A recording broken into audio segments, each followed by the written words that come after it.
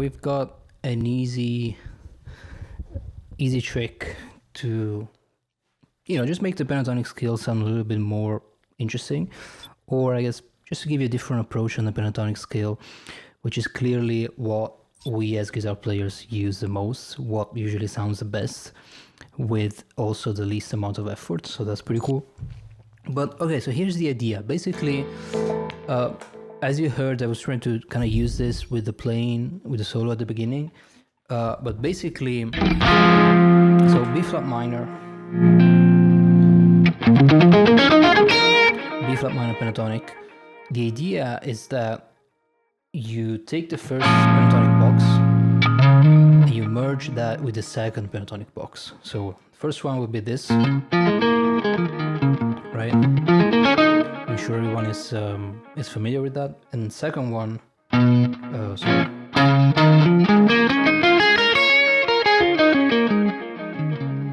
would be this one. So if we merge them together, we can basically achieve a 3-note per string pattern, right? So you take the first 2 notes from the first box and the third note from the second box.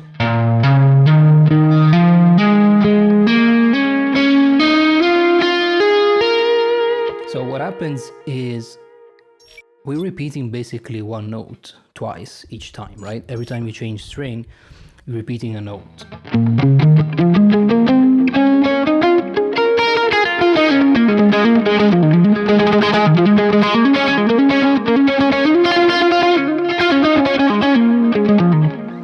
Cool thing is that that note has a slightly different feel, slightly different timbre each time, because it's playing on 2 different strings, right?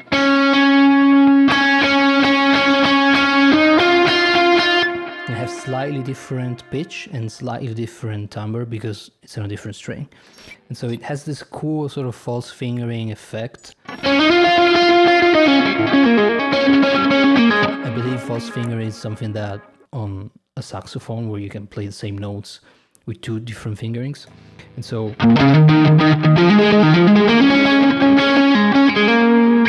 you get this very cool effect that I like to combine with high repicking, where you pluck the lower string and you pick the lower string and you pluck the higher string.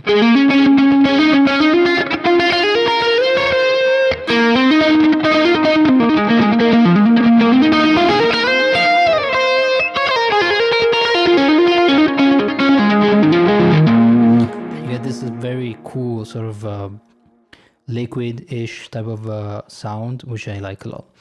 And it's just pentatonic scale, with a little bit of high repicking, a little bit of a stretch, of course, that you might have to get used to. That's the idea, right? Another way I like to use this is that not only you can do this in B flat minor pentatonic, if you're playing in B flat, let's say, you can also use the pentatonic a fifth up from what you're playing. So B flat minor, obviously I can use the B flat minor pentatonic, but I can also use the F minor pentatonic, a fifth up from B flat.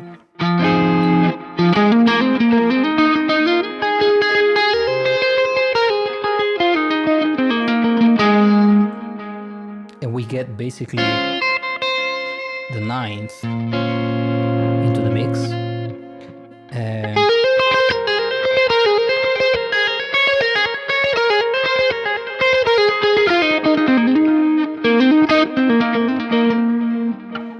Sounds pretty cool, it's just a different color that we can add. And so you can start to combine the B flat minor pentatonic and the F minor pentatonic together with this sort of false fingering.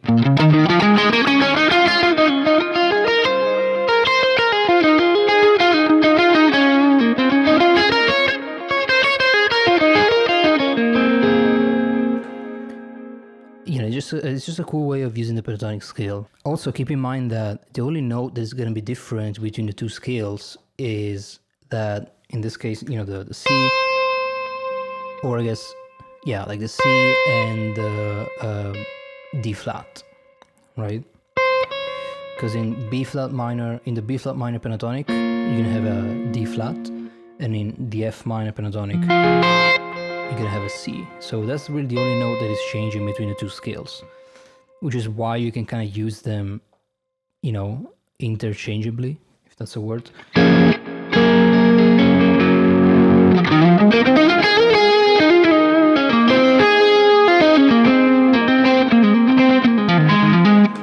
Obviously, the main key here to make this sound really good and to apply it, which is obviously the trickiest part, is that, as always, you have to be 100% fluent with each pentatonic shape. I'm talking not just the first box, but all of them, right? So you go, you know, B flat minor,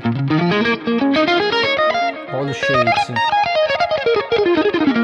need to be just second nature to you, because you can't stop and think about them as you improvise. The moment you start thinking while you improvise, that's where you kill the flow. And so you need to do all the thinking beforehand, right? So you prepare in the practice stage and then you go and improvise and you don't think, right? It just comes out. That's the goal, right? And so you have to do just a lot of practice before that can happen. And yeah, you just go through each shape, try to get that as fluid as possible under your fingers, and you do that both in B flat, with the B flat minor pentatonic scales, and also the F minor pentatonic scales. A great thing to work on that is to not only start from, let's say, the sixth string or whatever you usually start with, but start from any note of the scale, right? So you can start from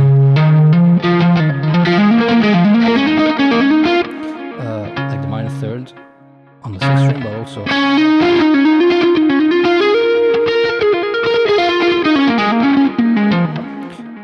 on the D string, right? It doesn't have to necessarily start on the sixth string. You can start from any string you want. And you should be able, regardless of the starting point, to play that 3-note per string shape, right? Any note of the scale, take a random note, or I don't know. It should be instant. That's the type of fluidity and fluency that you need if you want to implement this in your playing. So that's the key step that everyone misses, right? You watch the video, you take your guitar, you start to practice this, you're like, oh, this is pretty cool. But then you go and play and it doesn't come out, right? It doesn't reflect in the way you play because you're missing the fluency to really make it automatically come out, right? So the type of work is not just to get the pattern down, get the exercise down like I've explained, but you need to take the extra step of applying that idea through the whole fretboard, through both scales, right? So it is a lot of work. That's why most people kind of miss this step, because that's where the work comes in. And if you don't do it, you're not going to be able to implement this in your playing, right? So it really is just about just practice, as always. So honestly, that's pretty much it. Like, the idea is quite simple.